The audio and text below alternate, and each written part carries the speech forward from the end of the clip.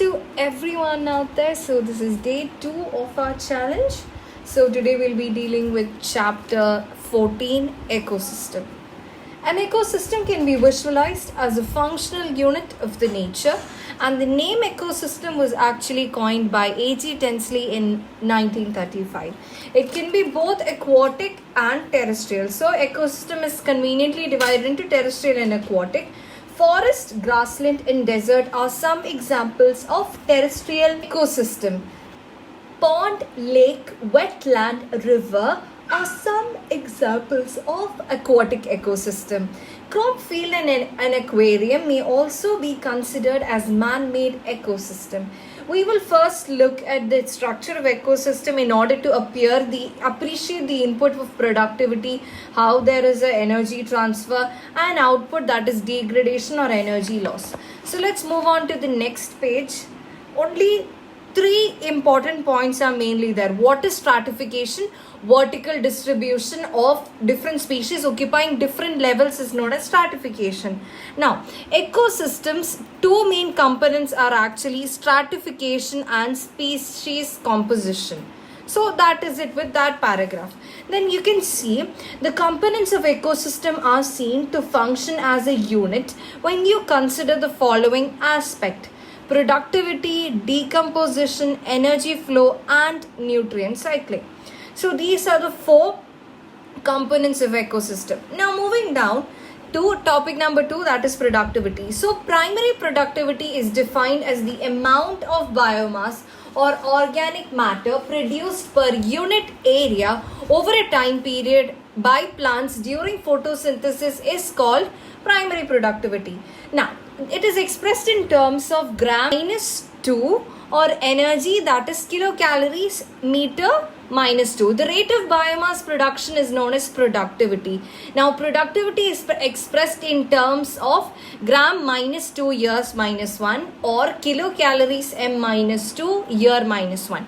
To compare the productivity of different ecosystem, it can be divided into GPP, that is gross primary productivity, and NPP, that is net primary productivity.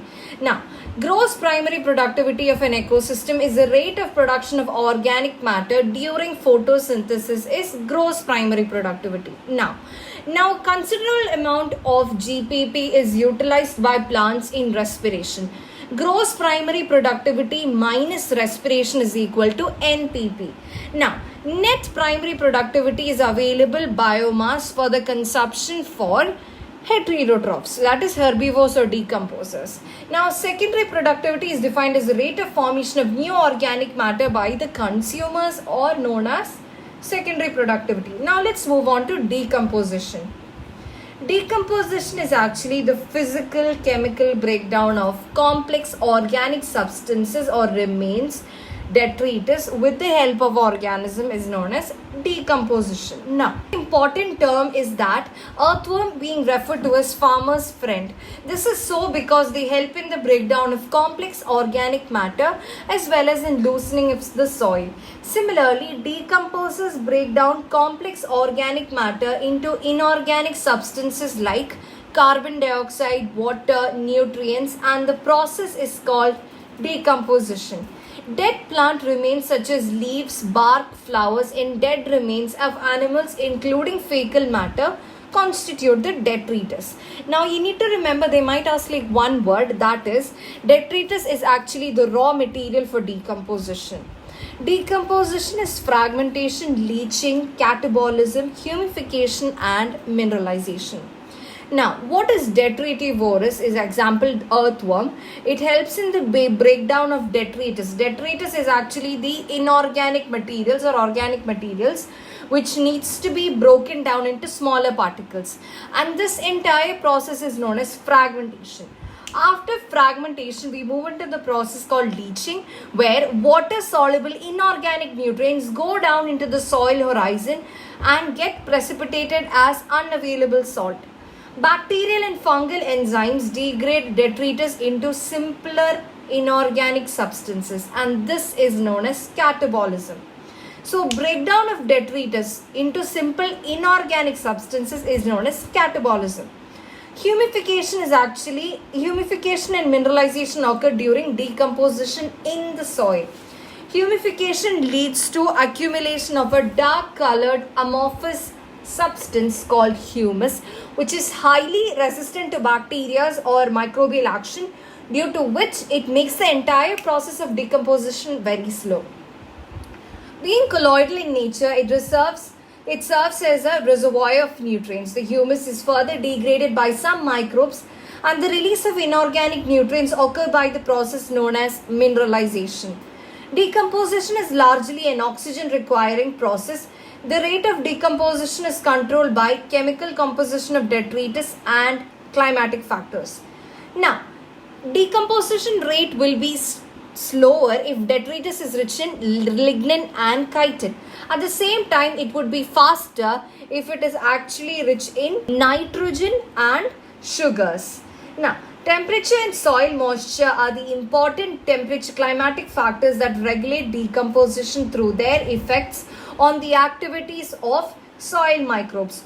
Warm and moist environment favor the decomposition, whereas low temperature and anaerobiases inhibit decomposition, result in building up of organic materials.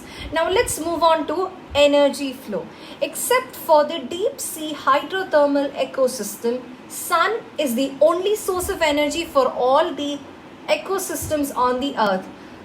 Of the incident solar radiation, less than 50% of its photosynthetically active radiation, and then only 2 to 10% of the photosynthetically active radiation is the amount of energy sustains the entire world. That is actually the only energy, 2 to 10% is the only energy captured by the plants. Now, the green plant in the ecosystem terminology is called the producers. In terrestrial ecosystem, major producers are herbivorous and woody plants. Now, like primary producers in aquatic system, it would be phytoplanktons, algae and higher plants. Now, all animals depend on plants directly or indirectly for their food needs, and they are called consumers and heterotrophs. The producers and the plants are together known as the primary consumers, which consume the food. And if the animals eat other animals, which in turn eat plants, that means it is an omnivore, they are called as secondary consumers. So obviously the primary consumers will be herbivorous. Some common herbivores are insect, bird, mammals in terrestrial ecosystem and mollusk in aquatic ecosystem. The consumers that feed on these herbivores are carnivorous, or correctly primary carnivores. Though they're secondary consumers.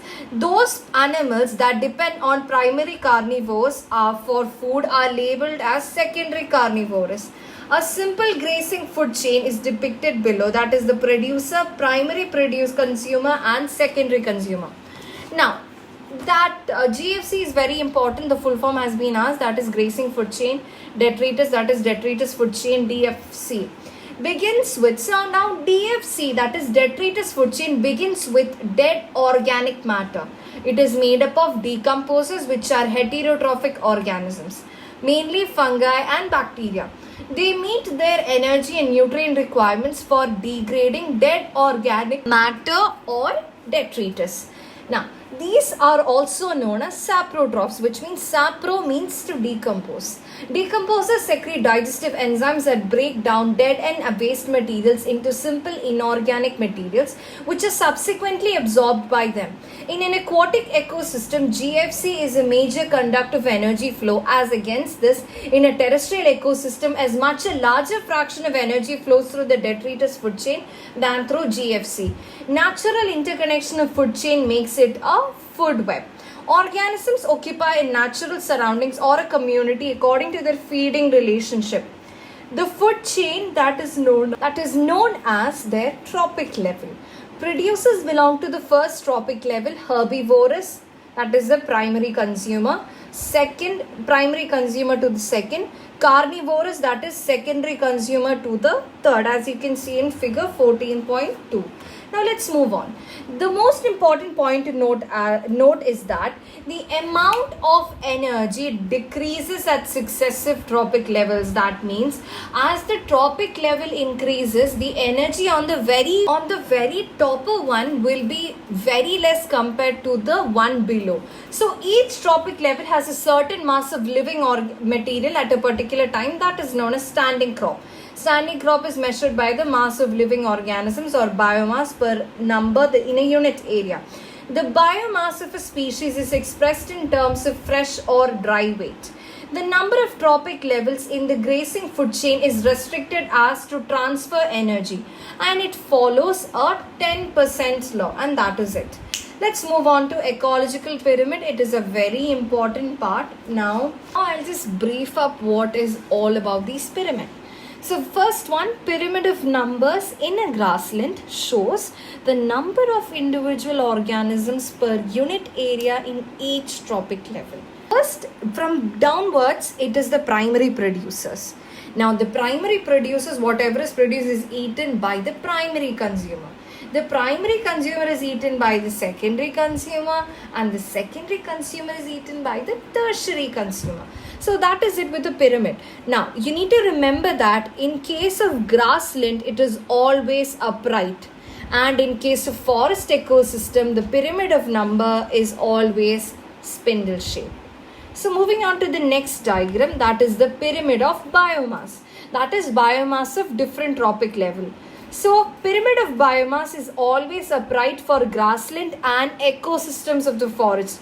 Later we studied that for forest ecosystem it is spindle shaped.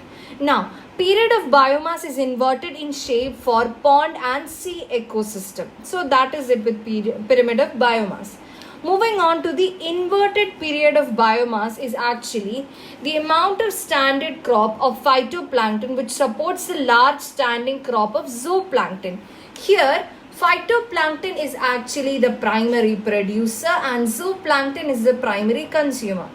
Now you need to remember that upright pyramid of number in forest is actually absent. Let's move on to the very last pyramid of energy. You need to remember that the pyramid of energy is always upright. Now, it shows the rate of energy flow productivity per unit time. It is, as I told you earlier, as the tropic level increases, the energy reduces when compared to the primary producers. So that is it with all the pyramids. So we are done with that. Move on to topic number 14.6, that is ecological succession. Now, ecological succession is observed as the process of changes in species structure of an ecological community over time is known as ecological succession. Now, here they have mentioned that these changes lead finally to a community that is near equilibrium with the environment, that is known as climax community. The gradual and fairly predictable change in the species composition of a given area is called ecological succession. So the entire sequence of communities that successively change in a given area is called SEER. Now, primary community is the first group which establishes during the ecological succession, which is also known as pioneers or pioneer, which means exploring, or the primary colonizers. So the serial transitional community is actually the various biotic community that develop during biotic succession. Primary succession starts from the primitive substratum, that means they start from A.